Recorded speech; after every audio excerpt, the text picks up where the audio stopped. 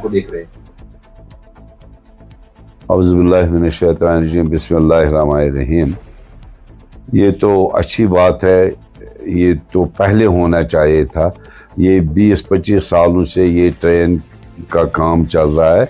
कश्मीरी पता नहीं कहाँ पहुँचा होता है इक़्तिसादी तौर। हाँ, अगर ये इतने सालों में तैयार हो गई होती 20-30 सालों में, तो देर आयत दुरुस्त आयत, अभी भी कुछ नहीं हुआ, तो नई जनरेशन कम से कम देखे इक़्तिसादी तौर पर आगे बढ़ने का मौका मिलेगा उनको।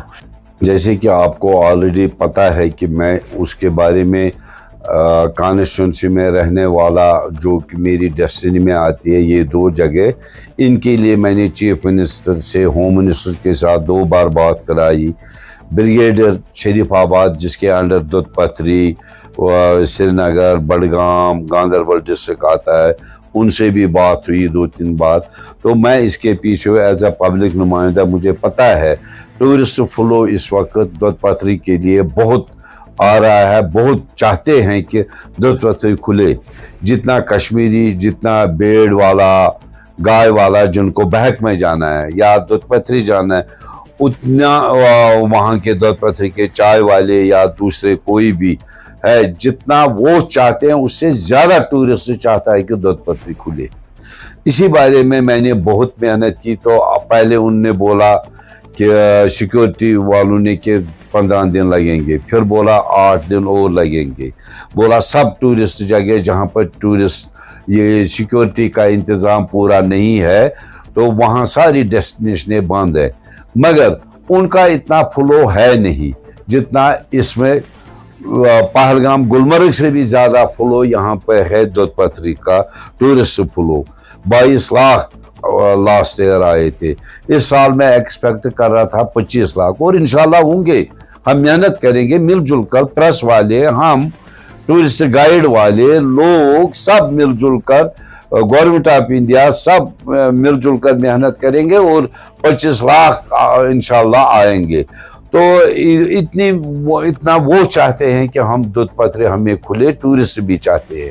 तो उन्होंने आप पूरा ये भरोसा दिया मुझे अभी कल ही कि सिर्फ 3 दिन 12 तक ये कोई ये ऑपरेशन 11 तक चल रहा है, कुछ शाम का ये जो चल रहा है इनका एयर फोर्स वालों का। तो उन्होंने बोला कि 12 से इंशाल्लाह दुध पथरी खुली होगी। अंत में इसमें कि इंशाल्लाह सब ठीक होगा। ये टाइमली आजमाइश होती है। उस गरीब को आजमाइश है जो चाय बेचता था, उस गाय वाले को आजमाइश है, उस बेड़ू वाले को आजमाइश है जो अपने बेड़ों को वहां लेता था इस बहक में दुध पथरी से आगे। तो उनको मरने का खतरा है क्योंकि उनको चारा नहीं मिल रहा है नीचे, वो जंगल में उनको घास मिल रहा था। अब हमें जानवर भी बचाने हैं टूरिज्म के साथ साथ। एक ही बात नहीं है दुध पथरी टूरिस्ट आए और हम पैसे कमाए, जानवरों को भी खतरा है कि उनकी बहकें भी बंद है। तो इंशाल्लाह मैं इसके पीछे हूँ, तो 2-3 दिनों में उनके मुताबिक खुल जाएगी। लोगों को यही मैसेज में ईद तो हमें ऑलरेडी अल्लाह ताला का हुक्म कुरान पाक में और हमारे प्रॉफेट सल्लल्लाहु अलैहि वसल्लम ने मना के दिखाया है कि सादगी से मनानी है। दूसरा, ईद पर इस वक्त जो वर्ल्ड में कहीं भी किसी भी कौम पर, खासकर फ़लस्तीन कौम पर और भी बहुत सारे कौमों पर जुल्म का शिकार जो हो गए हैं, उनकी वजह से उनके लिए दुआ मांगनी है। और हमारे जो गरीब गुरबा जिनको इस वक्त ईद के लिए कुछ नहीं, हमें देखना है कि वो भी हमारे साथ अच्छी तरह से ईद मनाए। और मेरी तरफ से, और ईद को खुशी मनानी है ये भी सुन्नत है, मगर ईद सादगी से मनानी है ये भी सुन्नत है। तो ये आप तक है, मुझ तक है। ये हम मुसलमान कौम को ये देखना है कि जो हमारे हज़रत सल्लल्लाहु अलैहि वसल्लम का फरमान है उसी तरीके से ईद मनाए। तो सादगी से मनाए। जिसके पास कुछ नहीं खाने के लिए, जो हमसाया है, दोस्त है, दूर दराज का है, गरीब है, उसका भी ख्याल रखना है और कुर्बानी करनी है। ये ईद कुर्बान है, ये हम मुसलमानों के लिए एक जज्बा कुर्बानी समझाता है, वही हमें आगे बढ़ाना है। सुन्नत इब्राहिम। ईद मुबारक मेरी तरफ से और दुनिया भर के मुसलमानों को, और खास कर अपनी कॉन्स्टिट्यूंसी खान साहब के लोगों को एक बार फिर मैं ईद मुबारक करता हूँ। कल पीएम मोदी की तरफ से जो इनॉग्रेशन यहाँ पर की जा रही है, इतना यहाँ पर सबसे पहले मैं माननीय प्रधानमंत्री जी श्रीमान नरेंद्र मोदी जी को धन्यवाद देना चाहता हूँ। आज जम्मू कश्मीर का जो बरसों का सपना था वो हकीकत हमारे माननीय प्रधानमंत्री जी श्रीमान नरेंद्र मोदी जी ने किया है। मैं रेलवे मिनिस्टर हमारे और हमारे डॉक्टर जितेंद्र साहब को भी धन्यवाद देना चाहता हूँ। और इससे आने वाले समय में जो हमारा टूरिज्म है वो भी बढ़ेगा और हॉर्टिकल्चर एग्रीकल्चर सेक्टर में भी फरोग मिलेगा और पूरे देश से हम लोग कनेक्ट हो जाएंगे। और जो हमारे स्टूडेंट्स हैं उनके लिए भी बहुत बड़ी एक सुविधा होगी। जम्मू कश्मीर की ओर से मैं माननीय प्रधानमंत्री जी का फिर से धन्यवाद देना चाहता हूँ। ये वाकई में एक ऐसा सपना था जो हमने कभी सोचा नहीं था कि ये पूरा हो जाएगा। और कल जब माननीय प्रधानमंत्री जी इसको उद्घाटन करेंगे तो जम्मू कश्मीर भी बाकी प्रदेशों की तरह इकोनॉमी में और बूस्ट करेगा। तो आपको लगता है कि पीएम मोदी को यहाँ पर एड्रेस में कुछ कहने की जरूरत है, क्योंकि डिक्लाइन काफी ज्यादा? देखिए, पीएम साहब ने पहले भी आह्वान किया था, जो हमारे एमपीज है या हमारे मिनिस्टर्स हैं उनको आह्वान किया कि वो जम्मू कश्मीर जाएं।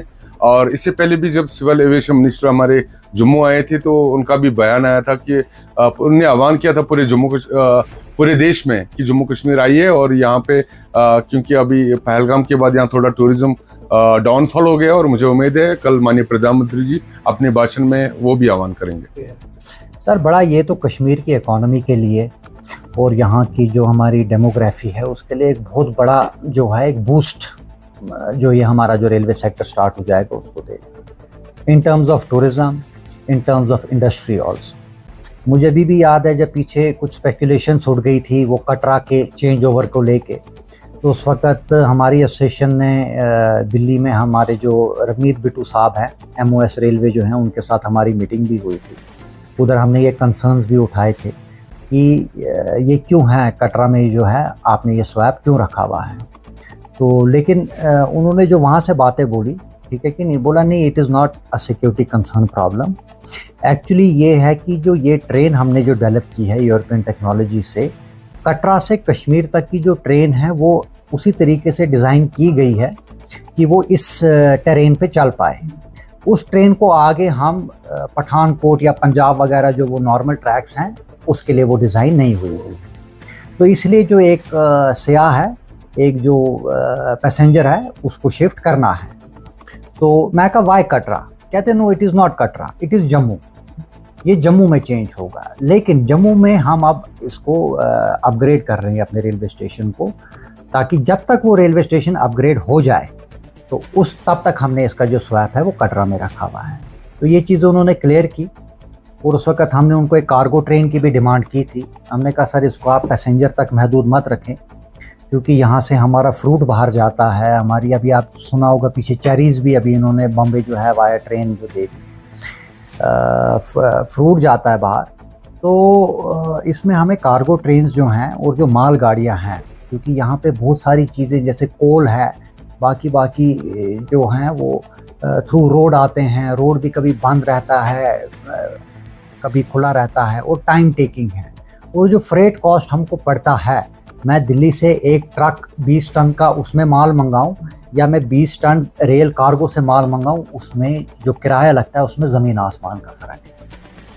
तो ये बहुत ही मुझे लगता है ये कश्मीर की हिस्ट्री में एक ये जो कल का ये दिन है ये दर्ज होगा। और इससे कश्मीर के लिए और हमारी जो कनेक्टिविटी है यहाँ से बाहर जम्मू एंड आगे रेस्ट ऑफ द इंडिया जो है उसमें बहुत ही जो एक एक्सेस है वो इजी हो जाएगा। और it is a very good developmental project. तो इसको हम खाली ये ना सोचें कि नहीं जी ये हमने खाली एक पैसेंजर ट्रेन है तो इससे कोई उतना बाकी चीज़ नहीं होगी। तो ऐसा नहीं है, ये कश्मीर की जो इकॉनमी वगैरह है इस पे सब पे इसका असर पड़ेगा और बहुत ही पॉजिटिव असर पड़ेगा।